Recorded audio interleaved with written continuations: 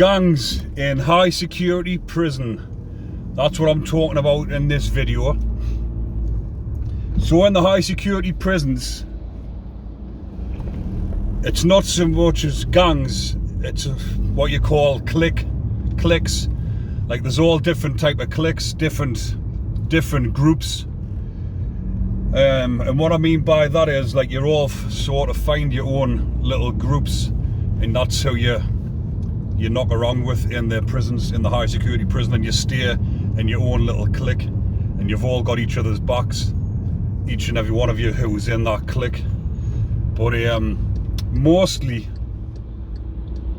in the high security prisons, what you tend to get is just say like all the Scousers stick together, all the monks stick together, the Cockneys.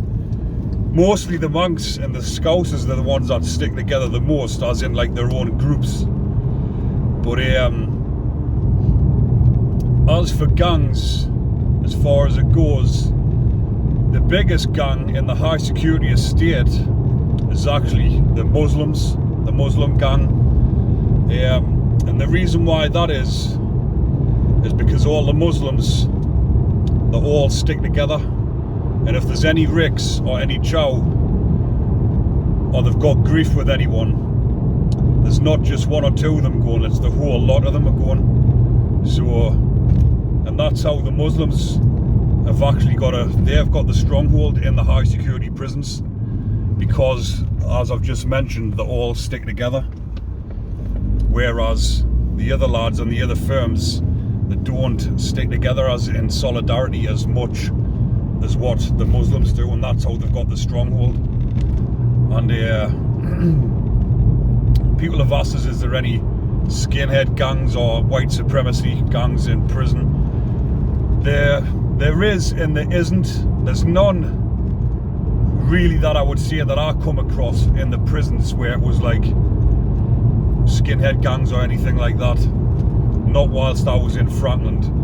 I have heard of it going on in the other prisons a little bit, but it's not so much a gang. You might get the odd one or two that fucking rebel against what's going on in the prisons, rebel against the Muslim gangs. But as for a gang, a white supremacy gang or white skinhead gang, it doesn't really, not what I've seen anywhere. But and there isn't, like I say, the different gangs is just like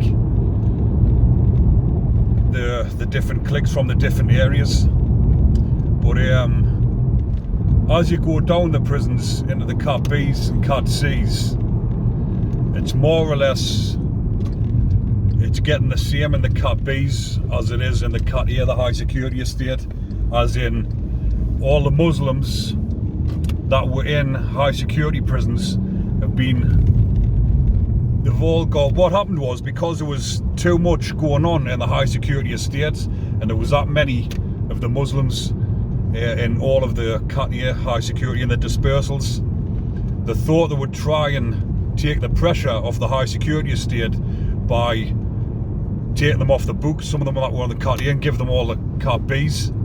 But what that has now done is, a bit like the ripple effect, it's now spread over into the Cat B estate.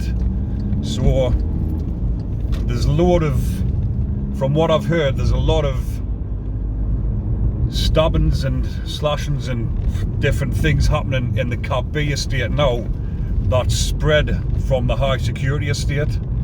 So they're thinking that they're solving a bit of a problem by moving the Muslims, some of the Muslims, into the Cat Bs. They've now created tensions and rivalries in the Cat B prisons, which is, like I say, they tried to solve a problem, but they didn't. They just made the problem worse. But I think that's about it for this one, where I'm just talking about gangs. Like I say, there isn't any particular named gangs.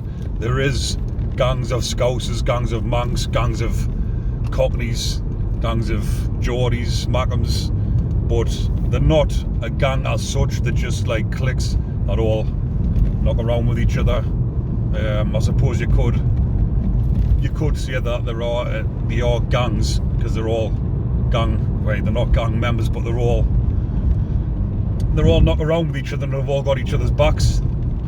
But I'll leave that one there for people. Till the next one, take care.